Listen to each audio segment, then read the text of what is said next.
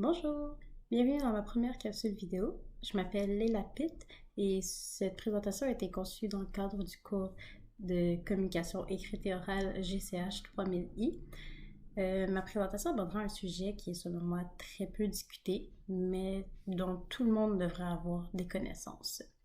Alors, bienvenue sur cette vidéo sur le clitoris. Le clitoris a été découvert il y a plusieurs années.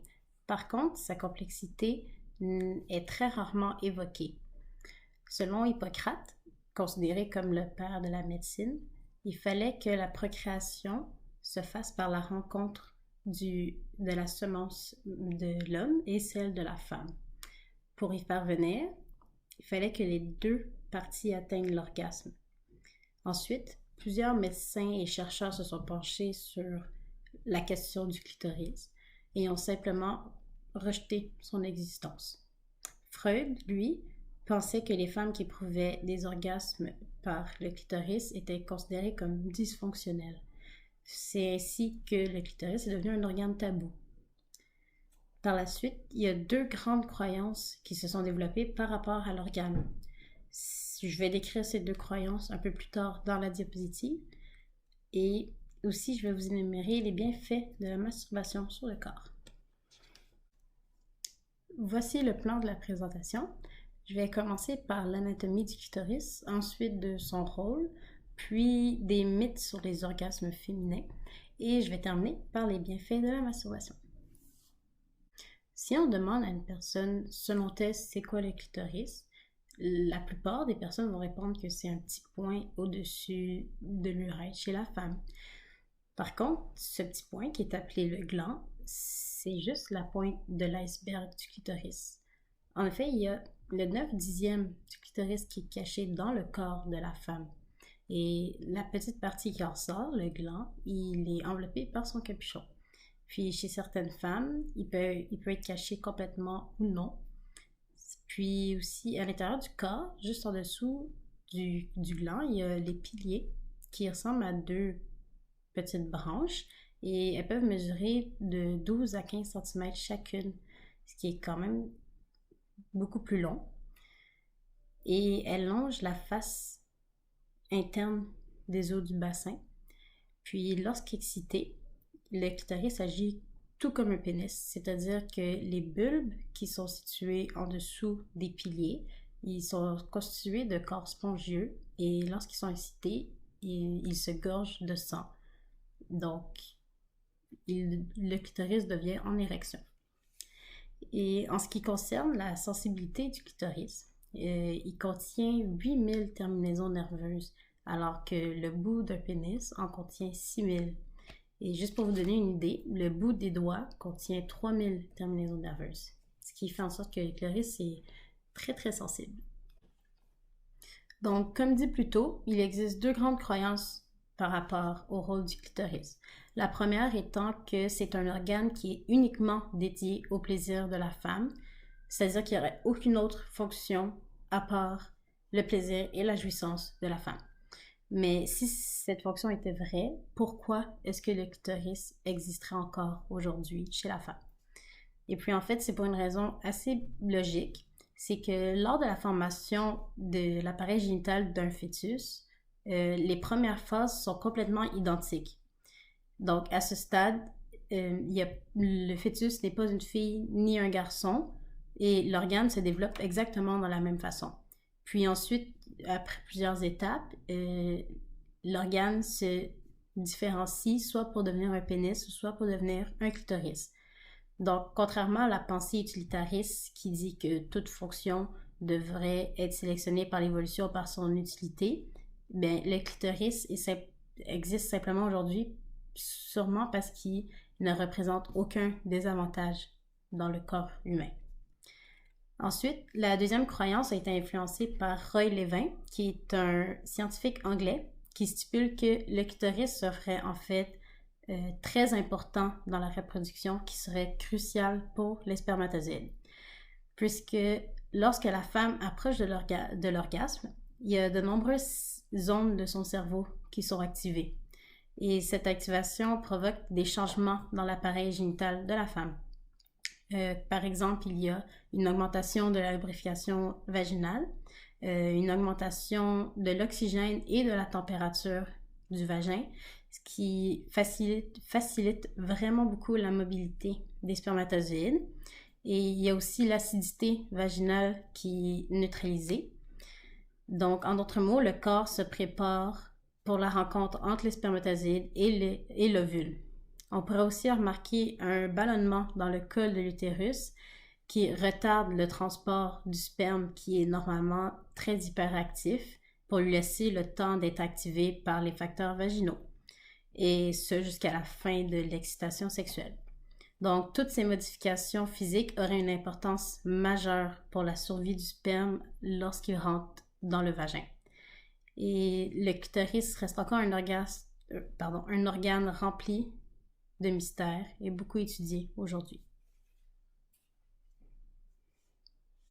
On a souvent entendu l'expression « Hey, dis-moi, t'es plutôt vaginale ou clitoridienne? » Mais très peu savent que cette expression est totalement fausse. En fait, il est impossible pour une femme d'avoir un orgasme par le vagin. Comme montré plus haut, les bulbes qui entourent le vagin, lors de l'excitation, se gorgent de sang. Et puis, dans le fond, lors de la pénétration, c'est cette partie du clitoris qui est excitée et stimulée par la pénétration. Et ce qui permet aux femmes, aux 1/5 des femmes, d'avoir un orgasme dit vaginal. Mais dans le fond, il faut savoir que tous les orgasmes sont produits à partir du clitoris et qu'il faudrait plus dire « Hey, dis-moi, as-tu des orgasmes clitoridiens par stimulation externe ou par stimulation interne? » Pour continuer, les bienfaits de la masturbation. Plusieurs pensent que la masturbation c'est mal vu ou que c'est sale d'en parler ou quoi que ce soit, mais faut vraiment pas penser comme ça. En fait, la masturbation, ça apporte beaucoup de bénéfices au corps et à la personne en tant que telle. Ces bienfaits peuvent être regroupés en 10 catégories. Le premier, elle accentue le plaisir à deux. En fait, lorsqu'elle est pratiquée à deux, elle peut être très excitante et c'est aussi une bonne façon d'apprendre à connaître son partenaire, comme savoir ce qu'il aime, guider sa main pour savoir ce que vous aimez le plus, où est-ce qu'il faut caresser, etc. Deuxièmement, elle aide à diminuer le stress. Lorsqu'on pratique la masturbation, le cerveau sécrète beaucoup d'endorphines qui réduisent l'état de nervosité et les hormones sont multipliées à l'orgasme. Et le relâchement musculaire accentue beaucoup la sensation de détente, ce qui, dans le fond, diminue énormément le stress. Troisièmement, elle améliore la connaissance de soi. Le plaisir solitaire, c'est vraiment nécessaire pour apprendre à se connaître. Il faut expérimenter afin de savoir ce qu'on aime, ce qu'on n'aime pas. Puis si on ne le sait pas nous-mêmes, comment est-ce qu'une personne avec qui on est peut le savoir? Quatrièmement, elle favorise le sommeil. Plusieurs affirment pratiquer la masturbation avant d'aller se coucher pour les mêmes raisons que la deuxième catégorie. Avec les endorphines, ça a un effet ça a un effet de somnifère naturel. Cinquièmement, elle multiplie le plaisir. Dans le fond, la masturbation en solo améliore la capacité à obtenir plusieurs orgasmes de suite et qui ne voudrait pas avoir le pouvoir multi-orgasmique illimité. Et sixièmement, elle est bonne pour la santé. Elle stimule beaucoup le rythme cardiaque. Il y a beaucoup d'études qui mentionnent qu'elle peut augmenter la cadence jusqu'à 65% de sa capacité, qui équivaut à une marche rapide. Et puis en plus, si vous avez tendance à contracter vos muscles pendant la pratique, c'est encore plus bénéfique c'est comme un entraînement complet. Septièmement, elle est parfaite pour les gens pressés. En fait, surtout pour les femmes. D'après certaines statistiques, il faut en moyenne 4 minutes pour une femme à atteindre l'orgasme en solo.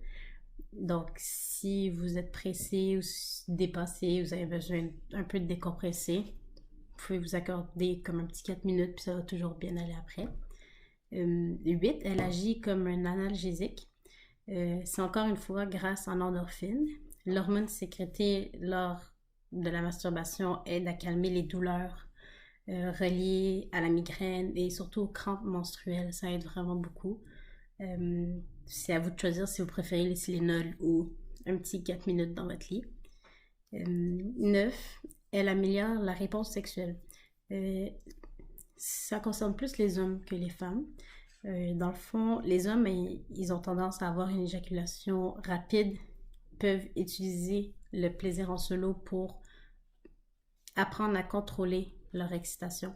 Comme seuls, ils ont moins d'anxiété de performance ou ils prennent plus connaissance de leur corps, savoir comment performer avec une partenaire. Donc, ça améliore beaucoup leur réponse sexuelle lorsqu'ils sont pas seuls. Et dixièmement, elle aide à prévenir le cancer de la prostate qui est ça aussi chez l'homme.